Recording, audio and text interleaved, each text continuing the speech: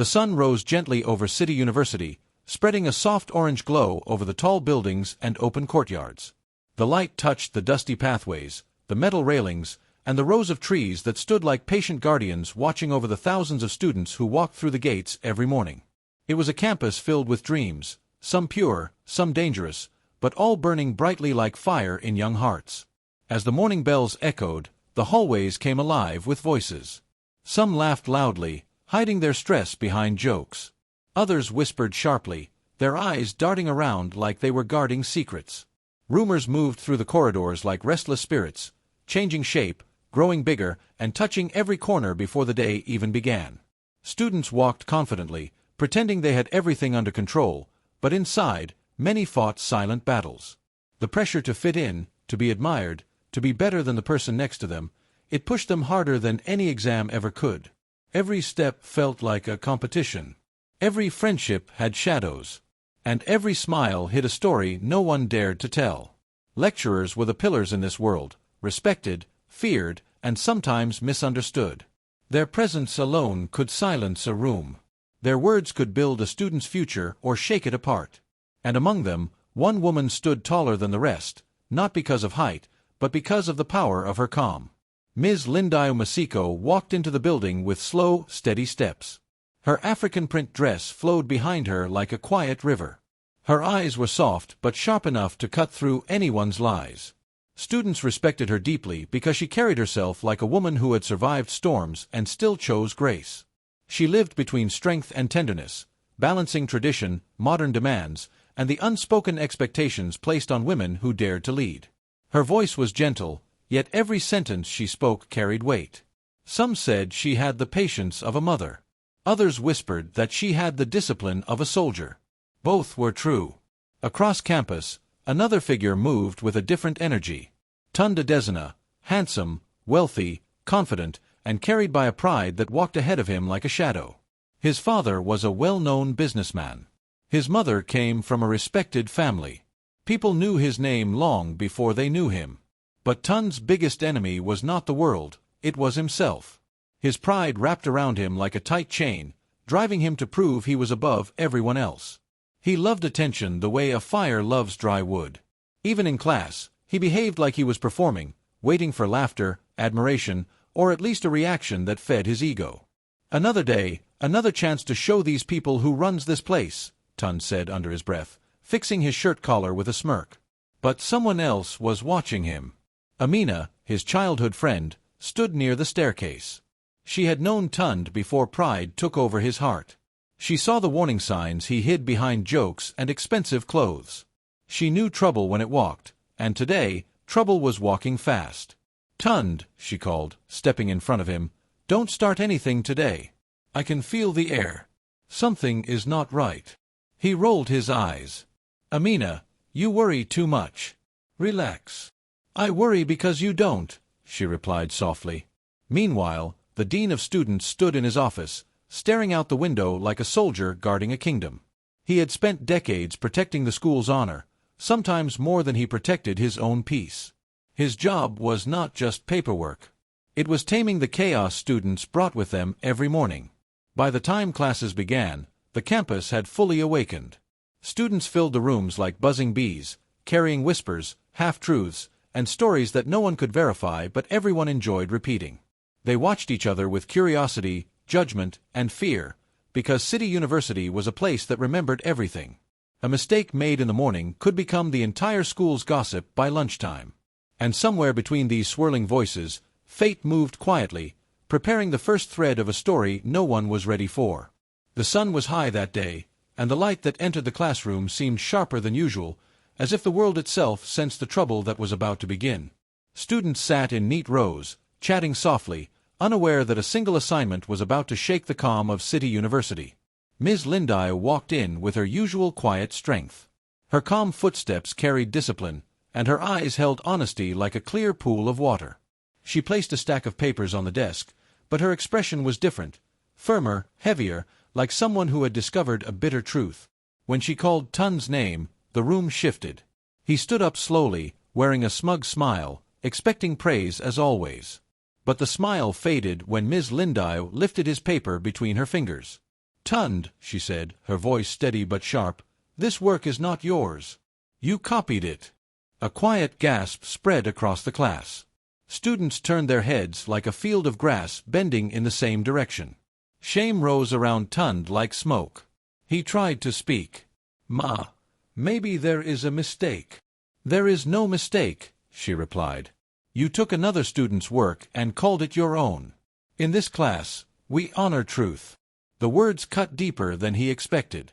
His pride, big as a mountain, cracked. The class watched him, some with pity, others with hidden excitement, because nothing drew attention faster than a fall from a great height. Tund's jaw tightened. His eyes darkened. He sat down slowly, but inside him, something dangerous awakened. Pride, when wounded, does not bleed, it burns. He whispered under his breath, "She will regret this." The vow was quiet, but powerful, like a storm forming far away, unseen yet deadly. No one heard it except Amina, who sat nearby. She turned to him with worry in her eyes. "Tund, let this go." She only did her job. He didn't answer. He only stared at Miss Lindau with a coldness she couldn't see, but would soon feel. By the next day, the air on campus carried whispers. Wherever Tund walked, his friends pulled him close, feeding his anger. "Bro, she embarrassed you in front of everyone. She disrespected your family name. You can't let a lecturer treat you like that." Their words were like dry firewood, and Tund's pride was the match. He nodded slowly, letting their encouragement push him toward a path he would soon regret. Meanwhile, Miss Lindau felt the shift in the atmosphere long before anyone said a word to her. She noticed the sharp laughter behind her back. She saw students exchanging looks when she entered the room. She heard Tund's friends muttering things they thought she wouldn't catch. But she stayed calm. She had faced storms before, storms from life, storms from society, storms from the expectations placed on women who dared to stand firm in front of men who believed they were untouchable. Still, something felt heavier this time. Something darker. The tension spread slowly through the campus, quiet but powerful, like the hush that comes before lightning strikes. And though no one knew it yet, a dangerous journey had just begun. The lecture began like every other, quiet, steady, and filled with the soft scratching of pens against paper. The sunlight that slipped through the high windows laid gentle patterns across the room, as if blessing the day with peace. Miss Lindau stood at the front, her voice calm and even, guiding the class through another lesson meant to shape their future. But trouble often hides in plain sight. And on this day, the air held a slight heaviness, the kind elders say is a warning from the ancestors. Tund pushed his chair back slowly, the sound slicing through the room like a blade. Students lifted their heads. His face held a fierce fire, the kind born from wounded pride. He stood tall, chest pushed out, like a warrior ready for battle, except this battle had no honor. "Madam," he said loudly, "you think you can treat me anyhow?" The class froze. Even the ceiling fan seemed to spin more quietly. Miss Lindau blinked in surprise. "Tund, sit down. This is not the time." "No." His voice boomed. "You are abusing your power. You failed me because you don't like me." Murmurs rippled through the rows. Some students exchanged wide-eyed glances, unsure whether to watch or hide. Tund stepped forward, his anger spilling over. "You embarrass students. You act like you are better than everyone. You are biased. Yes, I said it." His words flew through the air like sharp spears, tearing through the respect that once held the classroom together. Each accusation was louder than the last, and his eyes carried a dark pride that made even his friends uneasy. Then the insults began, harsh, vulgar words that had no place in the sacred space of learning. Words meant not to argue, but to destroy. They bounced against the walls, heavy and unforgettable. Some students covered their mouths. Others looked away in shame.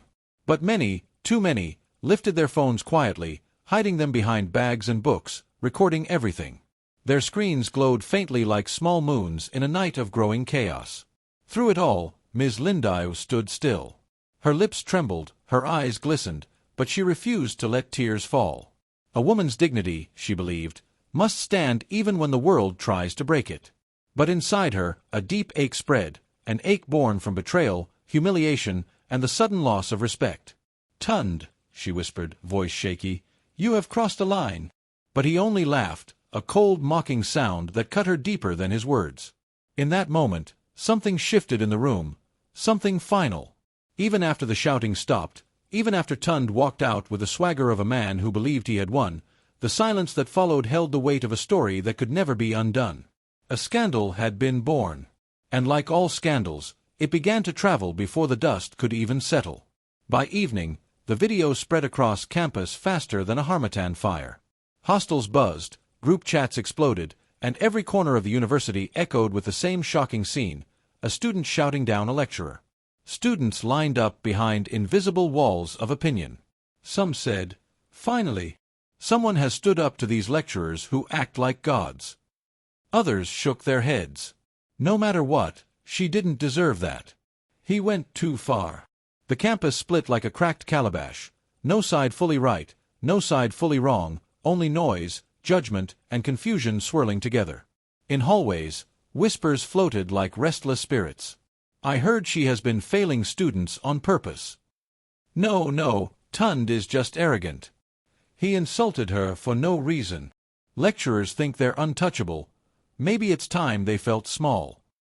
Stories twisted, reshaped, and exaggerated. Half-truths became full stories. Lies walked boldly as facts. The university, once peaceful, now felt like a village market where every stall sold a different version of the same tale. And in a small dim room that night, Miss Lindive sat on her bed, her hands shaking, her breath short. Tears slid down her cheeks quietly, each one heavy with the pain of a woman who had done nothing wrong yet found herself standing in the center of a storm she never asked for. She whispered into the darkness, "What did I do to deserve this?" But the room gave no answer. The next morning, students who once greeted her with respect now looked at her with curiosity, pity, or judgment. Some even avoided her gaze as if she carried shame like a shadow. A respected lecturer, admired for her strength and dignity, now found herself doubted by the very people she had worked so hard to guide. The storm had begun, its winds loud, its path destructive, and Miss Lindive stood alone at its center, trying not to break. The air in the faculty office had grown heavy, carrying with it the quiet unease that follows a storm.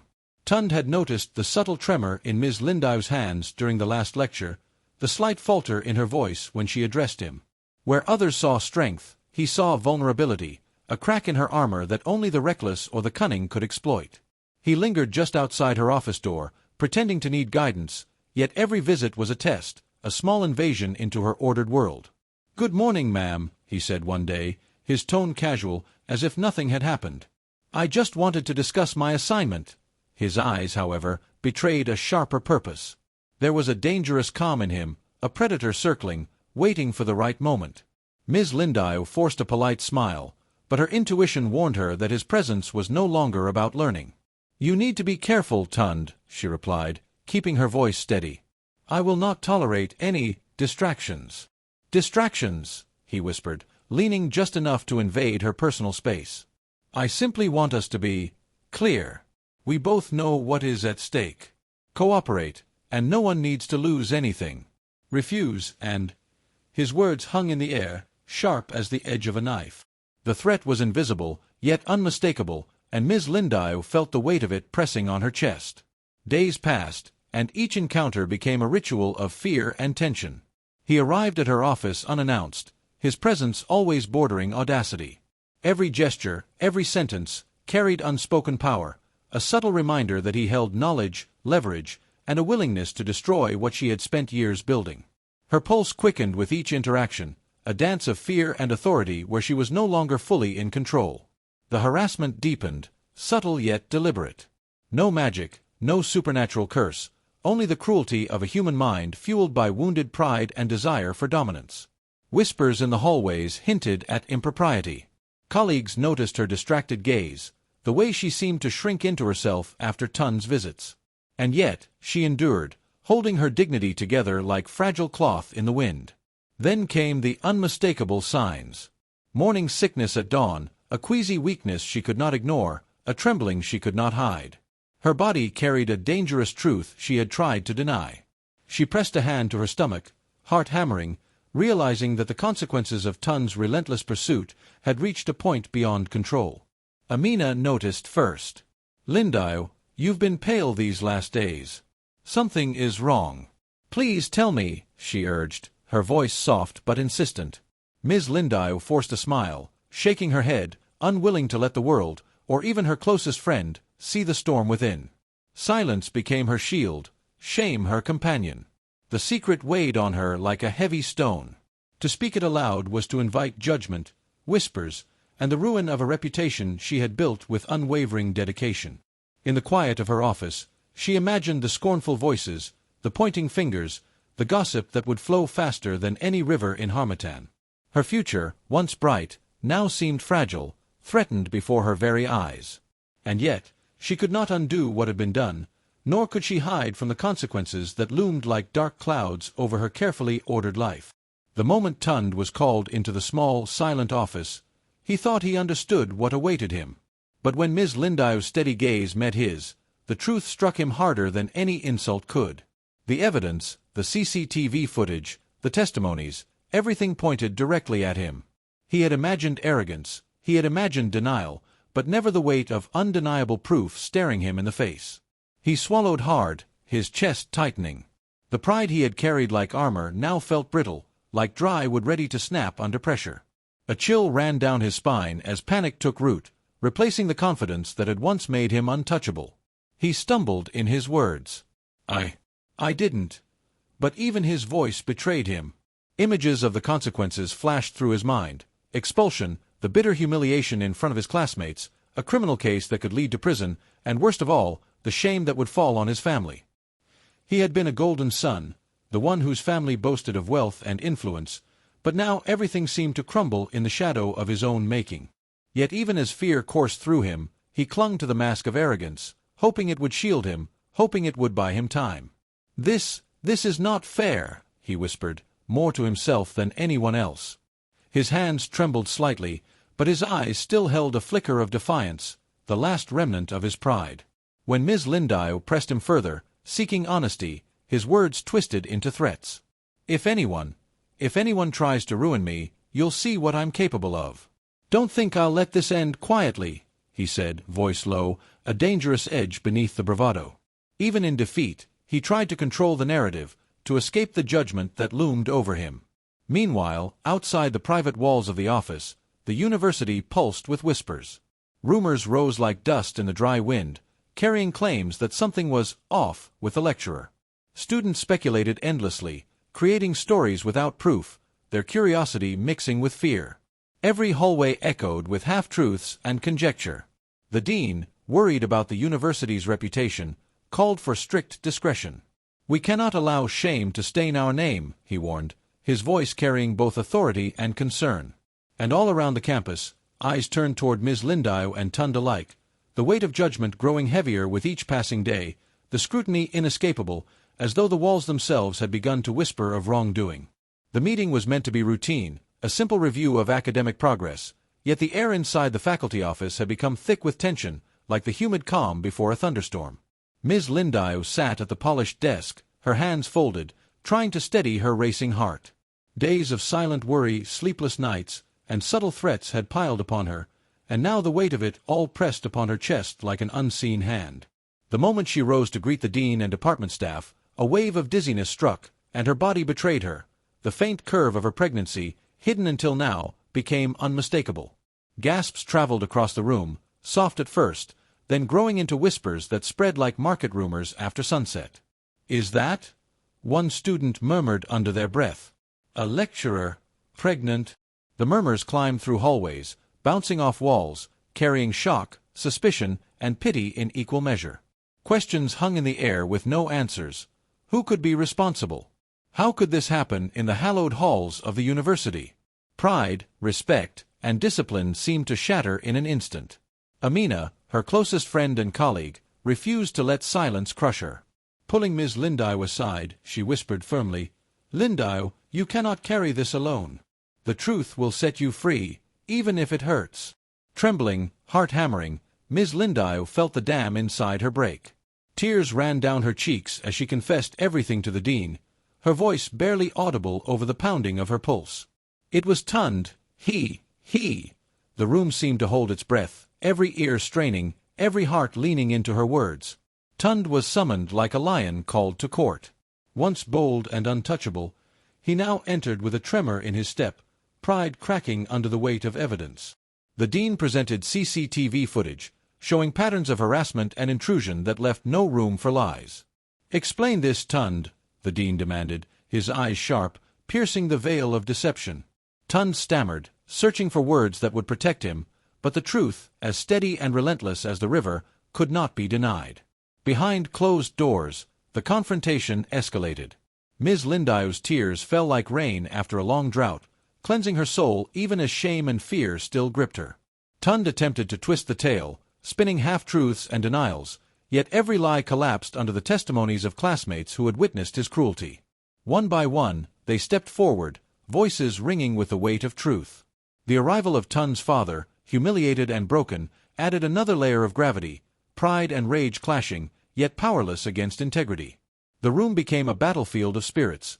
Ego challenged by morality, deception met with honesty, and shame finally bowing to justice.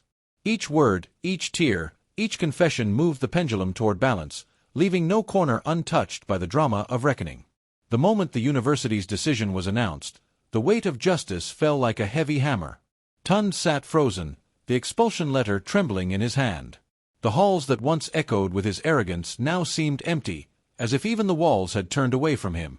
This is impossible," he whispered, voice cracking, eyes darting toward the dean, hoping for mercy that would not come. The finality of it struck him harder than any punishment he had imagined. Soon after, the path he had feared most began to unfold, a criminal case. The realization that he might face the law, walk a road of shame in front of neighbors and society, sent shivers down his spine. His father, once proud of his son's lineage and influence, now wrung his hands in helpless anger. Friends who had cheered him on began to distance themselves, and the weight of his actions pressed heavily upon him. Attempts were made by his wealthy family to bury the scandal, to silence witnesses, to turn the tide, but the university refused to bend. Integrity had its eyes open, and the truth would not be buried. Finally, alone in the quiet of his shattered world, Tund broke. Pride, arrogance, and deceit gave way to raw fear and regret. I was wrong," he whispered, tears sliding down his face. "I let pride blind me. I have hurt everyone, even myself." In that confession, he acknowledged not only his faults but the power of justice that had caught him unprepared. Meanwhile, Ms. Lindau began to find the first rays of her own sunrise. The university stood firmly by her, offering leave, counseling, and security. "You are not alone," Amina whispered, holding her hand. "The community will protect you now." Slowly, she rebuilt herself, learning that courage could heal where silence only deepened wounds. She chose to keep her child, seeing life as a symbol of renewal amid the storm. Each step forward became a testament to resilience, each smile a small victory over despair. She began speaking openly about harassment, lending her voice to shield others from suffering in silence. The whispers and judgment still lingered, but they could no longer define her. In time, the pain that had threatened to break her became the forge that shaped her spirit. Ms. Lindau emerged stronger, wiser, and purposeful, a living testament to the enduring lesson of African tales, that storms may scar the body and soul, yet they also sharpen strength, awaken courage, and reveal the power of a steadfast heart. Tund sat on the edge of his unmade bed, staring at the walls of his room as if they held the answers to a life now unraveling. His scholarship was gone, revoked for actions he could no longer deny. Each crumpled paper, every failed plea for leniency, weighed on him like stones pressed against his chest. "Everything I worked for, gone," he whispered, voice raw with disbelief. His future, once bright with promise, now flickered like a dying fire. The dreams of prestige, recognition, and family pride slipped through his fingers, leaving only shame behind. Outside, laughter he once knew, the camaraderie of friends and classmates, had turned into silence. Those who once celebrated his daring stunts in class now avoided his gaze. Their absence was louder than any insult. Tund realized that loneliness carved deeper wounds than public humiliation ever could. Even at home, his family recoiled. His parents' eyes, once filled with pride, now held only disappointment and quiet judgment. "We cannot protect you from the consequences of your choices, Tund," his mother said softly, her voice steady but heavy. The home that had nurtured him now became a chamber of reflection and remorse. In the solitude of isolation, he confronted the raw truth he had tried to outrun: his ego, his unchecked pride, and the arrogance that had led him to betray trust and harm another. The weight of Miss Lindire's suffering pressed on him like the midday sun. He could no longer deflect, no longer pretend ignorance. To truly understand, he was sent into the community, performing service among those who toiled daily for survival. Sweeping streets, fetching water, assisting the elderly, every act became a lesson in humility. He felt the sting of remorse not in words but in the silent witnessing of lives shaped by struggle. And yet, from this crucible came wisdom. Pride, he learned, was a fire that consumed the holder first. Disgrace was a boomerang. The disrespect he had flung returned with crushing force. Respect, like a seed, required careful tending. Without it, bitterness thrived. Every misused power carried a price, and destiny, impartial and patient, ensured the balance was restored. Months later, the classroom door opened again, and Miss Lindau entered. She carried herself with calm strength, the subtle light of endurance shining in her eyes. Students rose, quietly, reverently, recognizing not just authority, but the resilience of a woman who had faced storms and emerged unbroken. Tund watched from afar, humbled, a silent witness to the truth that justice, though slow, moves with certainty, and that those who honor others reap honor in return. The echoes of lessons learned and mistakes faced lingered in the walls, a living testament to the moral heartbeat of the tale.